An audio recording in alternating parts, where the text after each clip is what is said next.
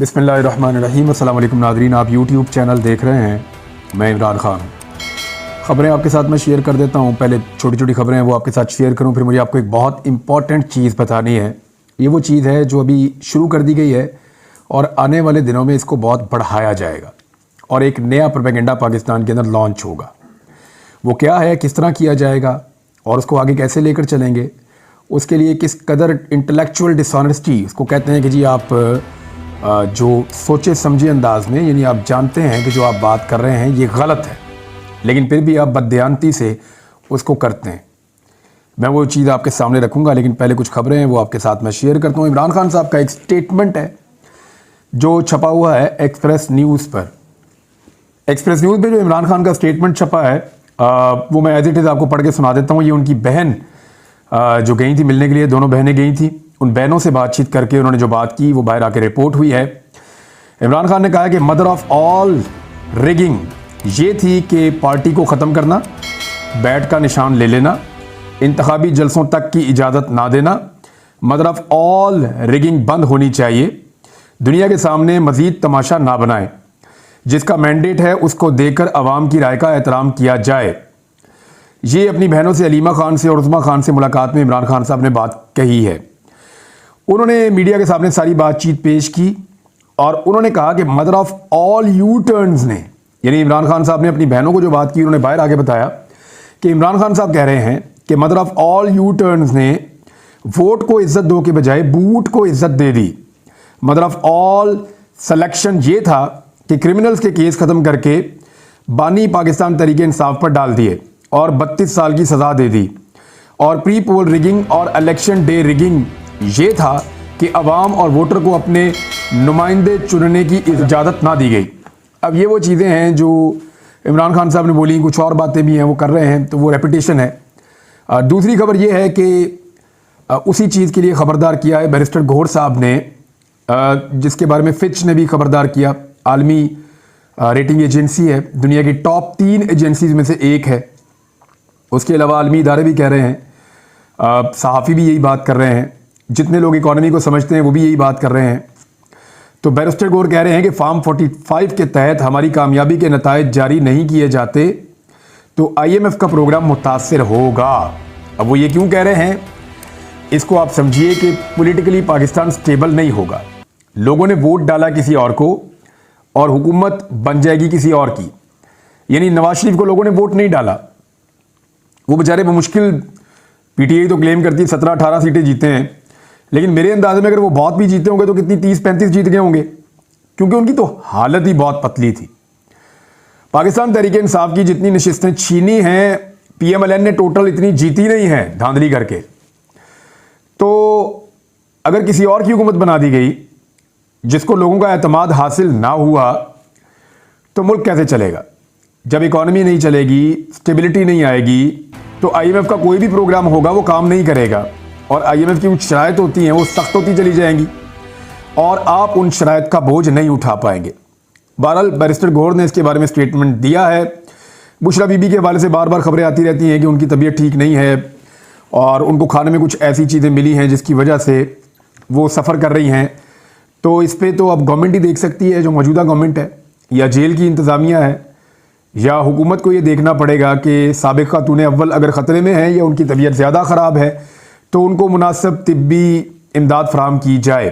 और उसके अलावा उनकी एक दरख्वास्त भी पेंडिंग है कि हमें जेल में भेजा जाए, यानी मैं जेल में रहना चाहती हूँ, मैं बनी गाला के अंदर नहीं रहना चाहती, वहाँ पर उनको नज़रबंद किया हुआ है। अब इससे पहले कि मैं BBC की एक रिपोर्ट की तरफ जाऊँ, लेकिन मैं आपको जो इंटेलेक्चुअल डिसऑनेस्टी हो रही है पाकिस्तान में उसके बारे में बता दूँ। इसको शुरू कर लेते हैं इरफान सिद्दीकी साहब के एक बयान से। इरफान सिद्दीकी ने क्या कहा? इरफान सिद्दीकी का ये कहना है कि 2018 में भी धांधली हुई थी, 2024 में भी धांधली होगी। उनका ये कहना है कि नवाज शरीफ 2018 में अंदर थे और उनका ये कहना है कि इमरान खान 2024 में अंदर है। उनका ये कहना है कि ये चीज़ें तो पहले भी होती रही तो आज भी हो गई हैं।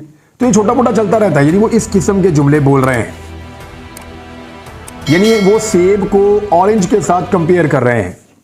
अब जरा कुछ फैक्ट्स मैं आपके सामने रखूंगा, ये प्रोपेगेंडा आने वाले दिनों में बढ़ाया जाएगा। आपके कुछ सहाफ़ी भी अब ये कहना शुरू हो गए हैं आहिस्ता आहिस्ता कि जनाब 2018 में भी हुई थी, 2024 में हुई तो क्या हो गया। तो ज़रा इनका फ़र्क आप जान लीजिए ताकि आपको आइडिया हो जाए कि वो किस तरीके से सहाफती बदयांती कर रहे हैं, इंटेलेक्चुअल बदयांती इसको कहते हैं, वो कर रहे हैं। मैं कुछ नुक्ते आपके सामने रख देता हूं। यानी नून लीग को धांधली करके हराया गया था, उनका ये कहना है। कितने ऐसे बंदे थे नून लीग के जिनको गायब कर दिया गया, जो मंजर आम से गायब हो गए और वापस आकर उन्होंने कहा नवाज शरीफ बहुत गंदा आदमी है, हम नवाज शरीफ को छोड़ रहे हैं, वोट को इज्जत दो का बयानिया गलत है, लिहाजा हम नवाज शरीफ को छोड़ के PMLN के साथ हमेशा के लिए ताल्लुक ख़त्म कर रहे हैं। हमने तो एक भी नहीं सुना। हमने तो जब सुना वो यही सुना कि पाकिस्तान तहरीक इंसाफ ये स्टेटमेंट पिछले 2 साल से उनके लोग गायब होते हैं, आकर दे देते हैं। जीते हुए रिजल्ट्स इतने बड़े पैमाने पर कभी तब्दील नहीं किए गए जितने बड़े पैमाने पर अब नताइज तब्दील हुए हैं। यानी 2018 में ये कहते हैं जी RTS बैठ गया था, लेकिन RTS बैठने से RTS के उठने तक नताइज का फर्क कोई इतना बड़ा नहीं था। 2018 के तमाम सर्वेद ये कह रहे थे कि इमरान खान अक्सरियत के साथ हुकूमत बना लेंगे, वो सादा अक्सरियत ले लेंगे, उनकी पाकिस्तान में मेजॉरिटी आ रही है। तमाम सर्वेद ये कह रहे थे, लेकिन इसके बावजूद इमरान खान साहब को सादा अक्सरियत नहीं मिली। और उसके बारे में इमरान खान साहब उस दौर में शिकवा भी करते थे कि हमारी कुछ सीटें ऐसी हैं जो हमें जीतनी चाहिए थी लेकिन हमें नहीं मिली, और कुछ जगह से उनको हैरत होती थी कि यहां से हम जीत गए। यानी उस वक्त भी इमरान खान साहब को ऐसे मैनेज किया गया कि कुछ भी करके सादा अक्सरियत ये ना ले सकें और एक कमजोर हुकूमत बने। आज सारे सर्वे क्या कह रहे हैं? आज तमाम सर्वे ये कह रहे थे कि इमरान खान जीत रहा है, बड़े पैमाने पर जीत रहा है। यानी 2018 के सर्वे नवाज शरीफ को हरा रहे थे, वो हार गए, कोई अचंभे की बात नहीं थी। 2024 के सर्वे इमरान खान को जिता रहे थे, वो हार गए, ये अचंभे की बात है। ये अलग चीज है, ये 2018 में नहीं हुआ, ये 2024 में हुआ है। बंदों की वफादारियां तब्दील करना 2018 में नहीं हुआ, 2024 में हुआ है। नवाज शरीफ साहब जो गिरफ्तार हुए वो बदनामे जमाना केस था उनका, पनामा वाला, अकामा वाला। आज तक वो उसके जवाब नहीं दे सके, अभी तक नहीं दे सके। यानी हालात ये हैं कि अभी भी जब वो इन मुकदमात से निकले तो टेक्निकल ग्राउंड्स के ऊपर निकले हैं। आज भी हमें नहीं पता कि एवन फील्ड के अपार्टमेंट्स कैसे बने थे और मियां साहब के बाद ये प्रॉपर्टीज कैसे आई थी, वो आज तक जवाब दे ही नहीं सके। और जो जवाब उन्होंने दिए थे, जाली दस्तावेजात, वो अदालत में पकड़ी गई थी। कागजात नामजदगी नवाज शरीफ के कितने बंदों से छीने गए थे, कोई याद है आपको? एक भी। पाकिस्तान तहरीक इंसाफ से छीने गए हैं। कागजात नामजदगी नवाज शरीफ के कितने बंदों के मुस्तरद हुए थे, याद है आपको? PTI के तारीखी नौयत के सबसे ज्यादा मुस्तरद हुए हैं। नून लीग 2018 में जलसे भी कर रही थी, जलूस भी निकाल रही थी, रैलीज भी कर रही थी, बैनर्स भी लगा रही थी, झंडे भी लगा रही थी और पोस्टर्स भी लगा रही थी। क्या ये तमाम चीजें पाकिस्तान तहरीक इंसाफ 2024 के इंतखाबात में कर सकी? नून लीग के तमाम लोगों को टेलीविजन के ऊपर आने की इजाजत थी 2018 के इंतखाबात में।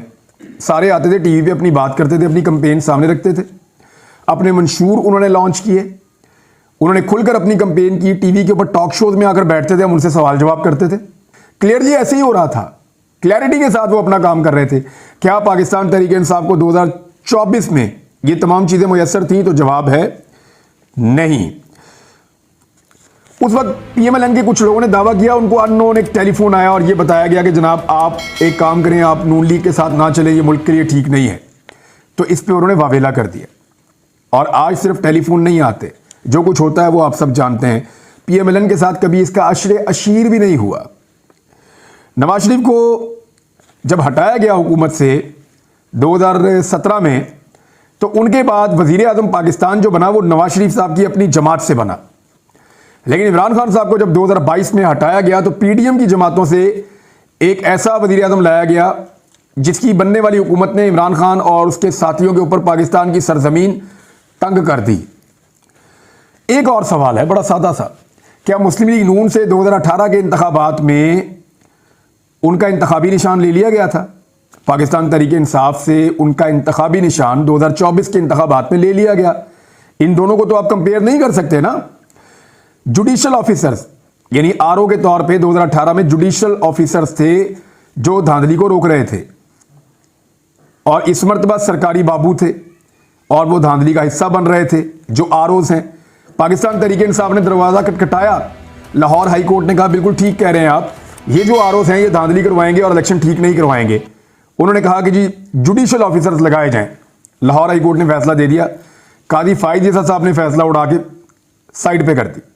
और ब्यूरोक्रेट्स को इजाज़त दे दी, सरकारी बाबुओं को इजाज़त दे दी कि जाओ जितनी मर्जी धांधली करो, तो वो आपके सामने है जिस तरह धांधली हुई है पूरे मुल्क में।